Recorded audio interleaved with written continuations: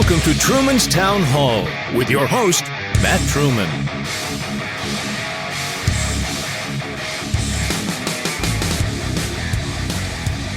Hello, this is Matt Truman. Thank you for downloading this episode. Thank you for sharing with a friend. Today on Truman's Town Hall, we have a guest. That's right, the Red Rooster. Waylon Fortner, a.k.a. the Red Rooster. He is a minister.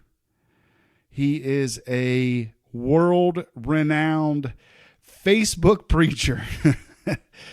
He does it all, and we're going to get into all that because he gets a lot of flack for going live every Thursday at 7 p.m. on The Gospel Message.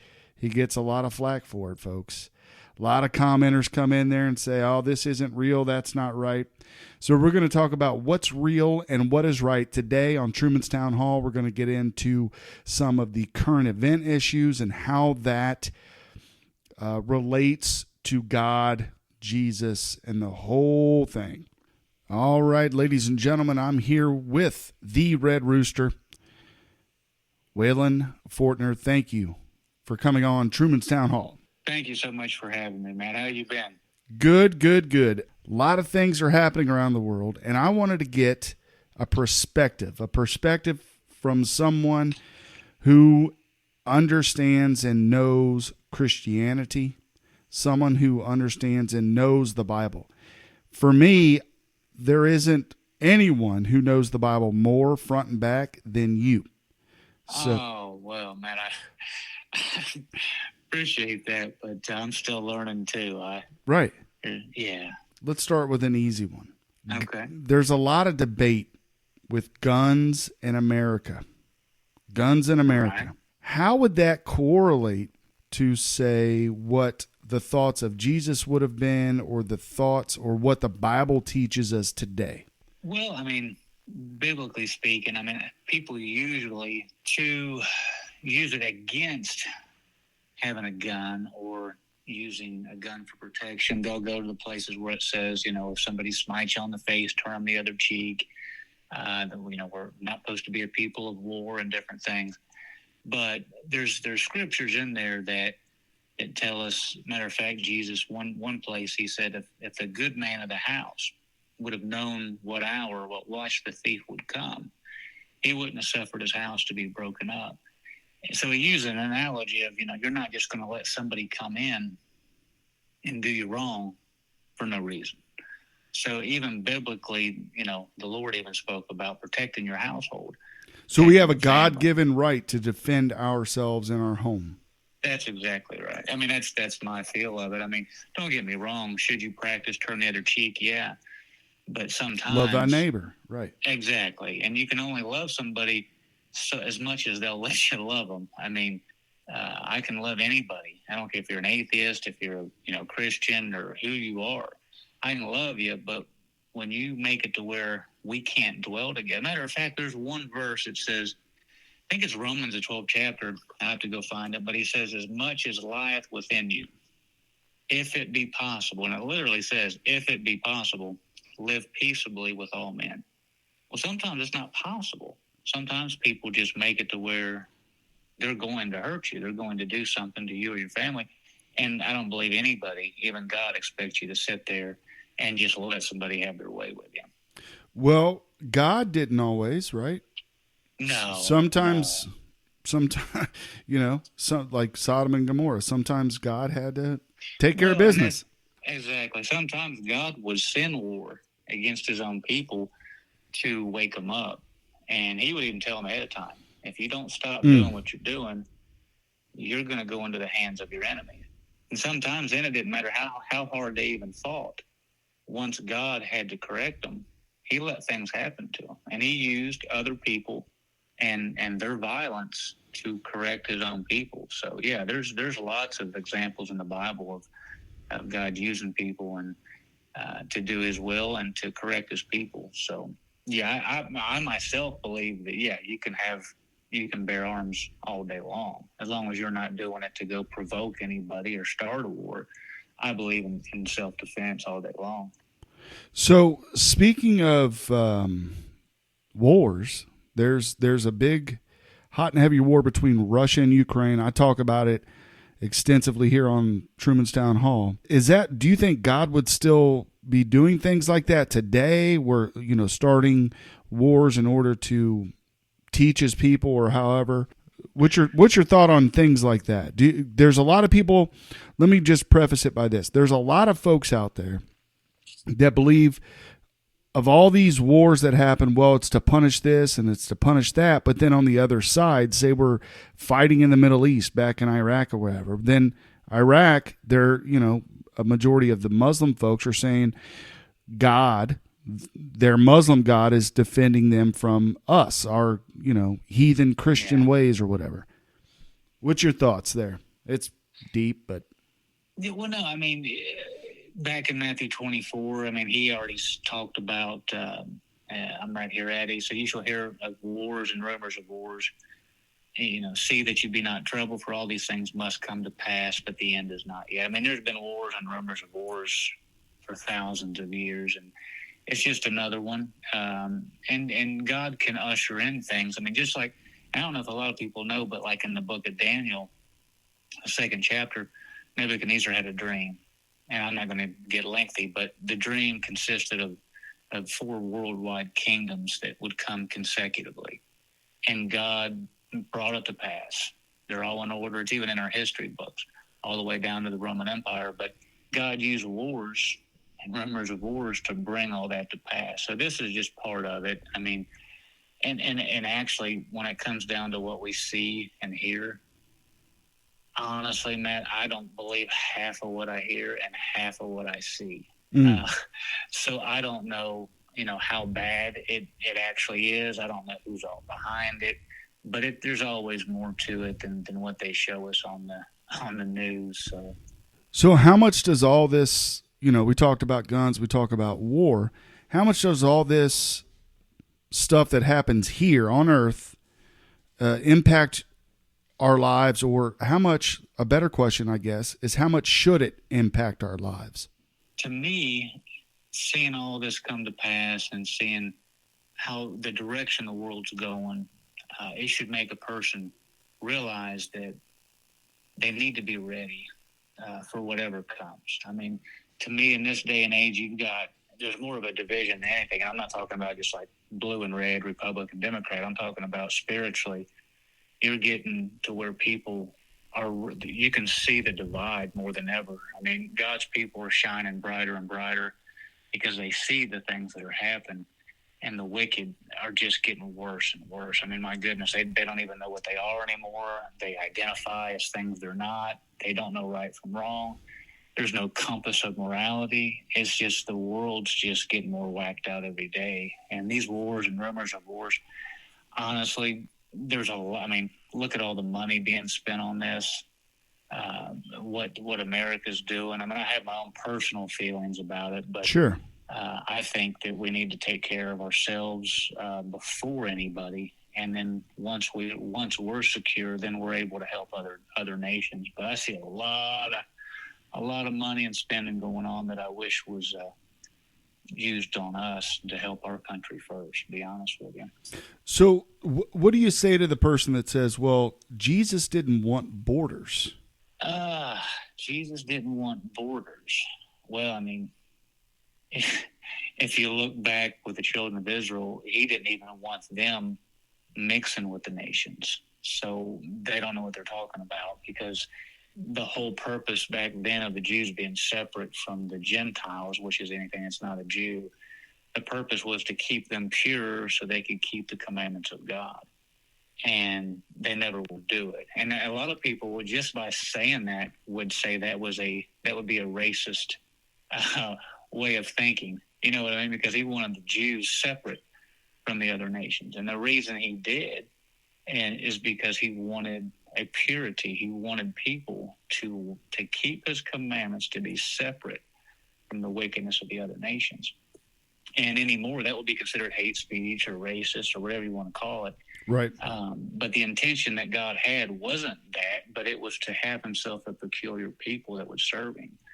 And anymore, people don't even understand the basics of the Bible. I mean, it's and this is something, and this is, I'm going to go ahead and say this and see if I'm wrong down the road, because it'll take a little bit more time. But I think the Bible and biblical teaching, just basics, will be considered hate speech, and eventually there'll be things that you won't even be allowed to teach out of the book. And time will tell with that one. Well, I they slowly done that. They removed it from the school. I mean, Right. There's that. Well, we got to have separation between church and state. You can't incorporate the two. So when the state becomes more and more powerful, when they decide to take away guns, the things that we actually, the tools that we actually have to defend ourselves, when they decide to take away the freedom of speech, the First Amendment, well, that offends someone, so you can't say it. Exactly. Well, the Bible's just so much easier after that. Oh, and that's what I mean. When they get ready to pull the trigger on that, so to speak, they will, and they will nail it, because that's one of the last things they're going to go after. Once they can get rid of the Word of God, there ain't nothing going to stop them. Right now, the churches, and you can even see it. Churches are getting smaller, congregations are getting smaller. People don't want to fight for their faith anymore. They don't want to stand up for what they believe in because it'll offend somebody. To be honest with you, the things I preach and the things I say when I believe in, I don't try to offend anybody, but it's going to. You know what I'm saying? Sure. You can't get around it. It happened with, I don't know if you watched Duck Dynasty, the patriarch of the Robertson family, Phil. He was being interviewed by Vanity magazine. So these folks are Vanity Fair magazine. So these folks are famous. And they got people coming in. And, being that it is, some folks are celebrating this month as Pride Month, they asked him the question about being gay. And he simply read something from the Bible, and then he was canceled from the show. And this was back before being canceled was actually being canceled. This was like 2011, 2010, something like this. So they come out. There are a lot of folks that, with power in the earthly world, that will come after you. You do a broadcast, and I'll just plug it here, every Thursday at 7 p.m. on Facebook, The Gospel Message. Check it out. The Red Rooster, The Gospel Message. Have you gotten any pushback for what you say on your broadcast? Oh, yeah. I knew the answer. I just want you to tell everybody. Right. Well, when I finish a broadcast, at the bottom there's this thing called a boost. You hit the button. It's an advertisement. It kind of pushes your program out. And I first started doing it. It was great results for little money. Then I started bumping it a little bit more, trying to get it out there. Paying for everything myself and getting decent results. Then all of a sudden, I mentioned a couple social issues that they thought was an issue on the program, and apparently they've done some things to where you can't mention social things, political things. There's something else, I think, and of course I happened to in one of the broadcasts, and they actually rejected the entire boost. No advertisements. They would not push it out. Totally rejected because I mentioned something politically, I think, about the election or something. I don't even remember. And they wanted, in order for me to continue the boost and for them to help me advertise, they had to know my personal information. They had to know my physical address at my location where I lived. And I think maybe one other thing. And I thought, man, how personal, and why do you want that info? Why do you have to know where I live to do an advertisement? So it got pretty weird real fast. So now I can't even talk about certain things to if I want to advertise and get people to hear the gospel. So when there might be some folks listening that are like, well, why is he advertising? Why are you advertising?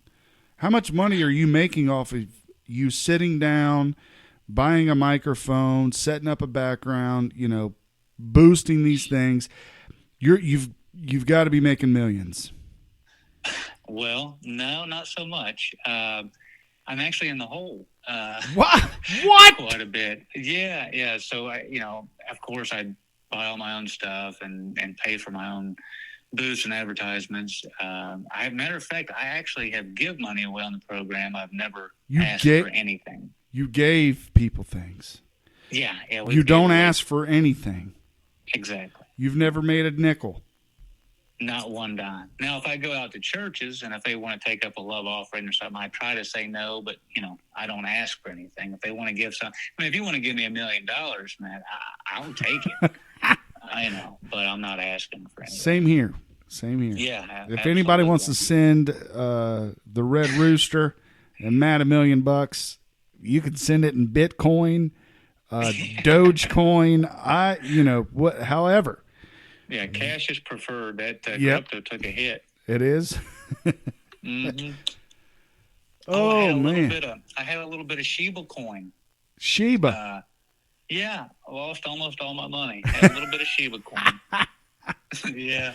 I know. So I thought I was going to the moon with Dogecoin Doge. Yeah. We ain't going to the moon on that one, bud. No. Bad investment. Yeah. Oh well. It happens. See, that's what people just trying to get ahead. Yeah. Just trying to get ahead, and they crush you. And then you're out here sharing the gospel for free, even going in the hole for it. Oh. Yeah, I'm telling you, these big conglomerate social media platforms are so far left. It just makes you it just makes you sick. And then half the people that reply to the broadcast. Yeah, that's what I wanted to get at. They're hecklers and Facebook trolls. It's horrible. What's some good comments they say to you? One guy told me to get a job, which was nice. Another guy talked about the brainwashing continues. A couple people get a little vulgar. I had to kind of hide some of those comments, but they're. Now, lately I had some atheists hit me pretty hard, and the wild thing is some of the atheists know more scripture than a lot of Christians. So wow. you gotta be ready for them because they're pretty crafty, coming at you at certain angles. But, talk about that a little bit. Well, they'll come at you, and just like with, it depends what Bible you use, but I use the KJV, King James Version. And different Bibles, and this one and others. Well, that's the worst version you could use. Well, thanks. No, I'm just kidding. I know. Well, and the thing is with this one is it has italics, and anytime there's a word in italics, there's a word added to help understand the verse, right? Because like the old English and different things. But anyway, long story short is if you read the verse without the italics, it can change the meaning. So here's an example, like the tongues. You hear a lot of people talking like the pututata shalamakanusha mananasha, that kind of stuff. It's called speaking in tongues. Whoa. Well, yeah, I was just acting like whoa. it. Yeah. But it's. Hey, I don't think tongues was in the Bible, to be honest with you. Well, what I was going to get to that is the italics is tongues is as far as the word, but people made a whole doctrine out of it. It says unknown tongues, and the unknown is in italics. So if you take out the italics, which was added, the word unknown was never in there. And things like that people don't know, and it'll mess with you if you're not ready for it. And atheists like to cherry pick certain verses to mess with people when they don't have the answer, and they're very crafty at it, especially with like in the Old Testament they had like slavery and different things. The Jews did, and then they'll hit you with that. Well, if God was such a loving God, why would He let slavery happen? They'll hit you with certain things. And so what do you say when they say that? Well, back in those days, slavery was something that was very common, and God never said, go get slaves. He even made a way that a slave could go free if you go back and study it out. And there was people that would actually sell themselves into slavery because they couldn't make a living. They were poor, they were needy. And so slavery back in those days was totally different. Don't get me wrong, there was horrible things too. But it was even to the point where slaves would actually want to stay with their masters, and they would have a special way for that to happen. And they actually enjoyed it. They were treated well. They wanted to stay. They were taken care of. So that's what I mean. Back then, it was totally different than sometimes the way we look at it. But exactly, times change. yes. So an atheist would come to you. Now I'm being devil's advocate here. So an atheist would come out and go, okay, so Waylon, times change. So why don't we adapt ourselves and the Bible to how times change? Oh, see what I mean? Very nice. Very good. So, and what you would answer is, well, you do to an extent as long as you stay keeping the commandments of God. I don't have a problem with change. Appearances have changed. The way you dress has changed. You don't wear robes anymore. I don't have a problem with that kind of change. It's just when you lose your compass of morality, that's when you start getting further and further away from God. I mean, as far as work goes, in the Bible, it would call your boss your master. Anymore, you can't even say that anymore because it's considered racist. Matter of fact, check this out. I was working just recently, actually currently with a company. Have a full-time job, right? So I don't make money off the broadcast. Right. You don't make money off preaching the gospel. No. Right. So, and I'm at work recently, and I'm looking, and when I was doing construction, I'm back in construction a little bit, and these are on like new homes, new builds, and I'm doing punch out, to help these homes get ready to close. And now you're not allowed to say master bedroom anymore. What? Yeah, you can't say master bedroom anymore. Seriously? Now it's owner's room, owner's bedroom, because they say saying master bedroom is racist because of the slavery, and they had the master's quarters and then the slave quarters now. Hold on. That's for real? I heard this a while back. Yeah. But that's like trickled down into Ohio and where we yes, live right now. Yes. Holy moly. So when they make out a worksheet. Is that bad to say holy moly? I don't know. I don't think so. All right. Yeah. I don't even know who moly is. I have no idea. And I don't think moly is holy, but I just wanted to make that. I didn't know. Anyway. No, you're good as far as I know. But no joke. When as Biden would say, no joke. Seriously. When I see the printout, and it'll say, huh? No, I was doing Biden. Listen. Yeah, it's a bunch of malarkey. But yeah, when I see the printout, it says owner's room, and just because I'm, I like to mess with people, I'll rewrite it, and then when I write my notes, I'll put MB MB for master bath, master bedroom, because that's what I've always called it, and I thought nothing about anything racist. It was just called a master bedroom, right? Because it had a bathroom in it and all that stuff. But people went totally woke, and now it's owner's room. It's dumb. I mean, my goodness. So yeah, I mean, you can't say certain things anymore. I mean, the whole thing's just everybody gets offended over anything and everything. It kind of gets on my nerves. But what do you do? Right? So if anybody's listening that has a teenage son, he is owner baiting. Moving on. What is? I apologize. I can't get over the woke society that we have today, or that is trying to creep in. There's a lot of folks fighting back, like yourself, right. And some more. A lot of folks are fighting back. What do you think is the best way to handle all this woke stuff? Wow. With owner's bedroom, with Pride Month. Speak about. I don't celebrate Pride Month anyway. I'm not going to. I don't support it. I think it's gross. I'm not into that. But I mean, that's totally up to the individual. I just tell you like it is. I don't agree with it. I know people that celebrate it and that are and all that stuff. But it's not.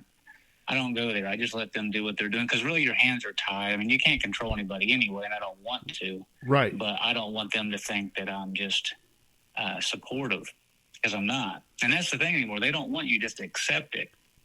They want you to, and it's in your face. They want you to support it and agree with it.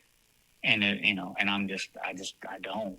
And that's going to offend some people, and that's okay. I mean, it is what it is. I mean, remember the old days when you could just agree to disagree and still function? Yes. I think those days are and about still over. be friends. Yes. I agree. I disagree. We're still friends.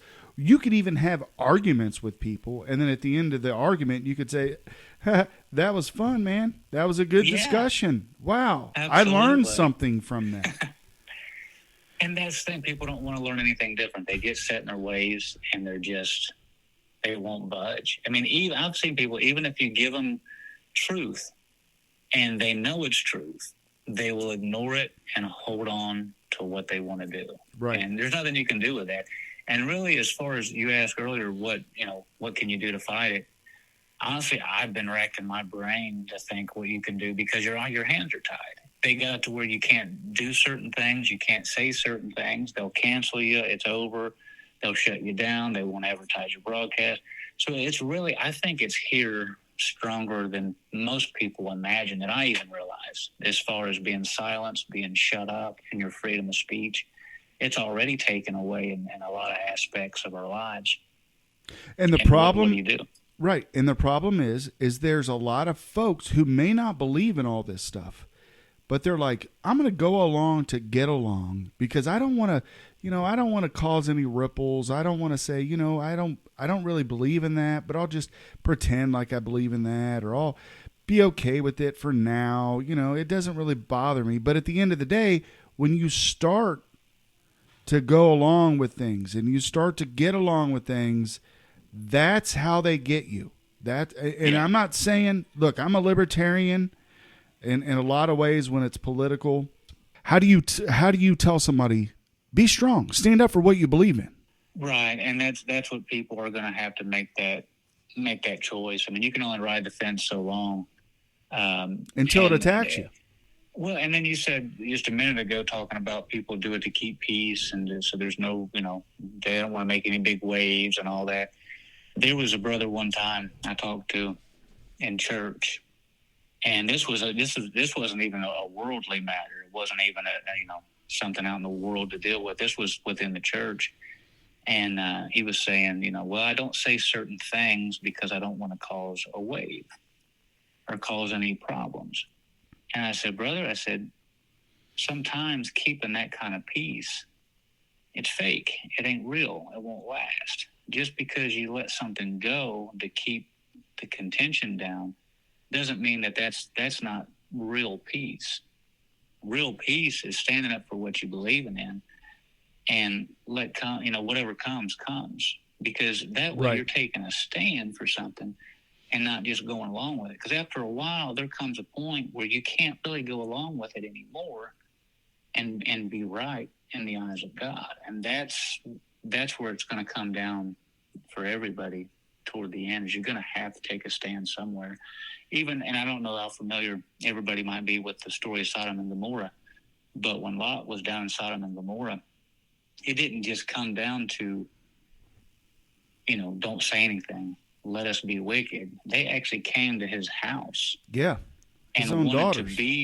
And wanted to be with the men, the angels that came to his house. They wanted to know them. When you get into biblical meaning on that, for a man to know another man in that way, like Adam knew Eve, is a physical sexual thing. Right. And he said, no, don't do that. He even offered his daughter up for them to do that to her than to the angels that came to his house, because it was an abomination. And anymore, people just go along, like you said, they go along with it. And before you know it, they're actually partakers of it. They might not be physically, but they end up being supporters of something that God commanded us not to allow. So how close are we to Sodom and Gomorrah here in the U.S.? Oh yeah, I'm telling you, it's closer than we've ever been. I'll put it that way. I don't go there much anymore, but I used to go to the Starbucks in Knoxville when I lived in Knoxville to get some coffee, and man, they started going so crazy left. Look, I knew they was left, but I didn't realize, wow, how far they were. And there was so the barista turned around, long blonde curly hair, and I thought, wow, that's some pretty hair, and turned around, and it was a dude. And yeah, and I thought, well, I felt kind of dirty, you know what I mean, for a minute, but yeah, I mean, that's, what do you do? Ooh. Yeah. Well, you take a hot shower. Yeah. But that's what I mean. You just don't know what you're going to run into. And don't get me wrong, I love everybody. Right. I really do. But I just don't have to support you and go along with what you're doing. And that's the key. That's the key takeaway from all of this discussion tonight. Yeah. Is that it is love thy neighbor. But it said love thy neighbor. It didn't say support thy neighbor. Exactly. And a lot of different things. Like, if my neighbor's a crackhead, I love you, man. And I want to help you get out of it, but I'm not going to support your habit. Yeah, I'm not going to go buy him a rock. Right. That is what I think folks don't understand, where there's a divide between loving thy neighbor and actually supporting thy neighbor. So yeah, absolutely. We even got parents marching with the kids on all these ungodly things. Everything from the transgender thing to the abortion thing. You got parents out with their kids supporting them in this stuff. And you just wonder what happened. You know what I mean? Right. The parents don't even teach the kids basic morality, basic Christian fundamentals is gone. And, what do they say? Like 80% of the country is supposed to be believing God. That poll. I don't know who did that poll, but it's wrong. There's no way that much of the country is actual Christians. I just don't believe it. Well, it's very easy to say, hey, I believe in God. It's another thing to believe in God and actually follow what follow what Jesus said. I come to, I didn't come to destroy the law. I come to fulfill the law. Yeah, he's the one to follow, and not many people do. They can say it, but that don't mean they're actually following him. Well, we could go all night with this. I want you to come back on here. I'm going to stop. Yeah, absolutely. We're going to stop right now. Give folks a little something to think about. And when you're back on here, when they see your name pop up, they'll come back and listen. I appreciate you coming on Truman's Town Hall. I really do. Thank you for having me, brother. We'll do it again. God bless you. Thanks, man. God bless you as well.